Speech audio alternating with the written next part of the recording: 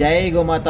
ఈరోజు జూలై 12 తారీఖు శనివారం ఉదయం వేళ గోమాతలకు ఇష్టమైన ఆహారాన్ని ఏర్పాటు చేస్తున్న వారు కర్నూలు వాస్తవ్యులు కందికట్ల గోత్రం శ్రీమతి మాలతి గారు, పిల్లలు రూప్రవితేజ్ యాదవ్ గారు మరియు లలిత యాదవ్ గారు, అలాగే జవాల గోత్రం వీరన్న గారు మరియు వరలక్ష్మి గారు, పిల్లలు సాయికృష్ణ యాదవ్ గారు, అలాగే గన్నేరు గోత్రం జయశ్రీ యాదవ్ గారు, మస్తాన్ గారు, అలాగే నాగుర గోత్రం ఉషాశ్రీ యాదవ్ గారు మరియు విద్యాసాగర్ గారు అందరూ కలిసి సకుటుంబంగా జూలై 12 తారీఖు శనివారం ఉదయం వేళ గోమాతలకు ఇష్టమైన ఆహారాన్ని పచ్చికెట్టుతో ఏర్పాటు చేస్తున్నారు.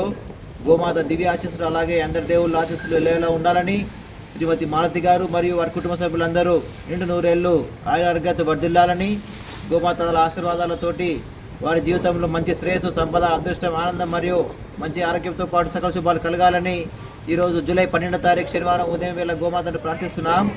జై శ్రీరామ్, జై గోమాత. గోమాత ఆహార సమర్పణ దాత సుఖీభవ సుఖీభవ.